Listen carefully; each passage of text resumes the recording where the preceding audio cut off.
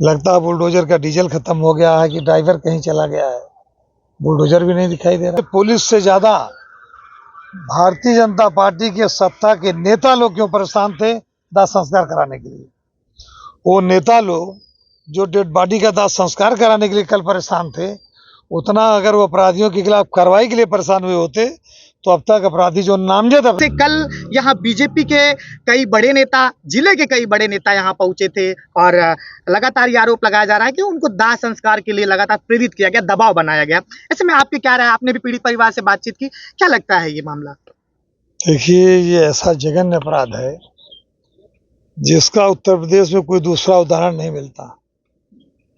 जिस उत्तर प्रदेश में अपराध के मामले में जीरो टॉलरेंस की बात सरकार करती है और उत्तर प्रदेश के माननीय मुख्यमंत्री जी ये कहते हैं, यदि एक चौराहे पर कोई घटना होगी तो दूसरे चौराहे पर यमराज खड़े मिलेंगे अपराधियों को मारने के लिए।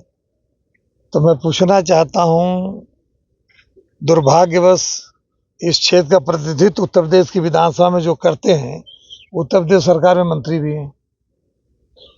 1 तारीख को घटना होती है, आज 4 तारीख है, नामजद आरोपी कोई अभी तक पकड़ा नहीं गया। और बाबा उत्तर प्रदेश के माननीय मुख्यमंत्री जी बुलडोजर के लिए विख्यात हैं। लगता है बुलडोजर का डीजल खत्म हो गया है कि ड्राइवर कहीं चला गया है। बुलडोजर भी नहीं दिखाई दे रहा है। क्यों लग रहा है, क्यों बुलडोजर नहीं चल रहा है इस पूरे हत्याकांड? मेरा ये मानना है कि सत्ता द्वारा संरक्षित अपराधियों द्वारा सत्ता के संरक्षण में हत्या की गई है, इसीलिए अपराधियों के खिलाफ त्वरित कार्रवाई नहीं हो पा रही है। और मेरी प्रशासन से मांग है, शासन से मांग है, माननीय मुख्यमंत्री जी से मांग है कि सख्त से सख्त कार्रवाई अपराधियों के खिलाफ होनी चाहिए।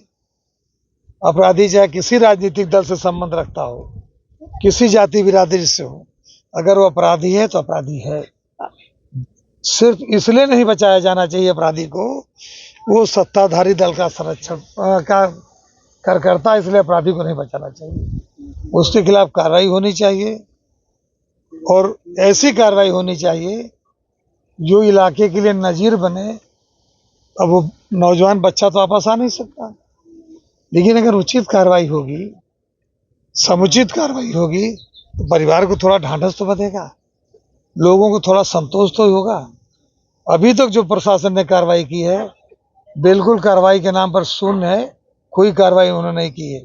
अगर वो कह रहे हैं कि हम अपराधियों को संरक्षण देने वालों को पकड़ रहे हैं, उनको जेल भेज रहे हैं, हमारी प्रशासन से मांग है अपराधियों के, नामजद अपराधियों के कॉल डिटेल पिछले 3 महीने, 6 महीने, 1 साल के निकलवा लिए जाए।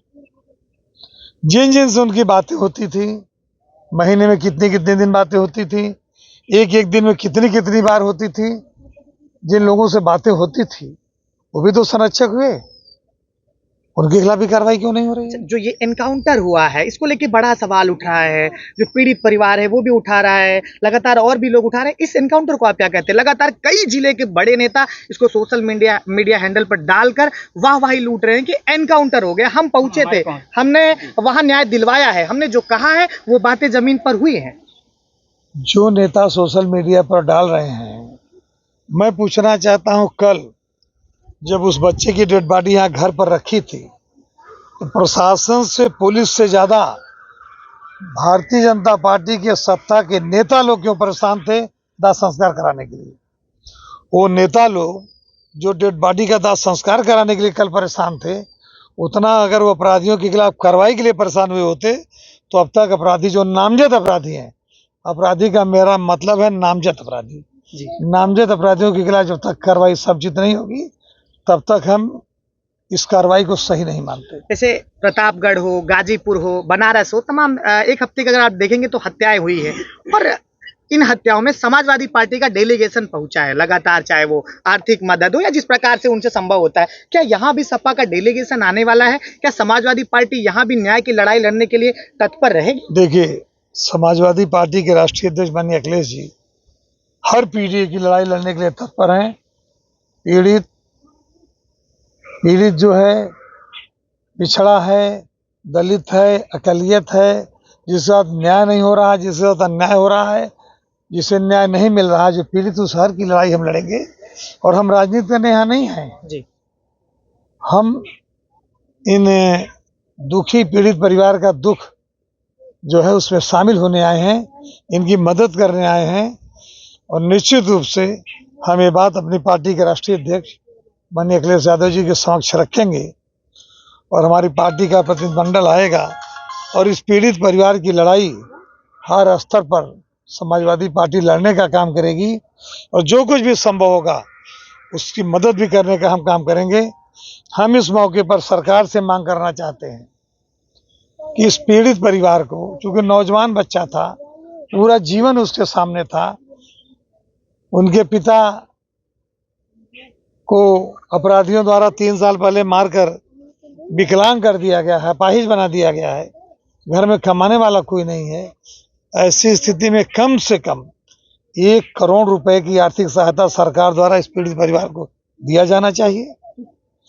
इनके पास घर का नहीं है, घर का इंतजाम हो, परिवार में कोई सरकारी नौकरी लायक बच्चा जिस स्तर का है उस स्तर में बच्चा या बच्ची जो भी हो उसे सरकारी नौकरी मिलनी चाहिए और जो नामजद आरोपी हैं उनके खिलाफ सख्त से सख्त और जल्दी से जल्दी कार्रवाई होनी चाहिए। आपने सुना होगा पीड़ित परिवार का एक बच्चा लगातार ये कह रहा था, जब हम मुकदमा लिखा रहे थे तो उन लोगों का नाम ना लिखने की बात कही जा रही थी। वो जो मेन आरोपी जिसको मैं 1-1.5 घंटे लग गए मुकदमा में, जिस प्रकार से ये बातें चले, सुनियोजित तरीके से ऐसा। आज मुझे इन परिवार के लोगों ने बताया, जब FIR लिखाने गए तो पुलिस के लोग, थाने में जो लोग होंगे उसमें रहे होंगे, मैं नहीं जानता कौन रहे होंगे, वो लोग इस बच्चे पर दबाव डाल रहे थे कि आप इनका नाम मत लिखो, उनका नाम मत लिखो, ये मत लिखो, वो मत लिखो। इसकी भी जांच होनी चाहिए और हो सकता है कप्तान साहब को न जानकारी हो, लेकिन अपराधियों की गतिविधियां की जानकारी सराखाजा और खेता थाना की पुलिस को तो अच्छी तरह से, इसकी भी जानकारी होनी चाहिए। इन लोगों ने कप्तान को सूचना भी दी थी कि हमारे साथ इस तरह की घटना हो सकती है, तो इसकी भी जांच होनी चाहिए। जो पुलिस के अधिकारी, पुलिस के कर्मचारी, पुलिस के लोग अपराधियों की मदद कर रहे थे या कर रहे हैं, उनके खिलाफ भी कार्रवाई होनी चाहिए, उनको भी इसमें सह अभियुक्त बनाया जाना चाहिए, उनको भी जेल को शिक्षकों के पीछे भेजा जाना चाहिए।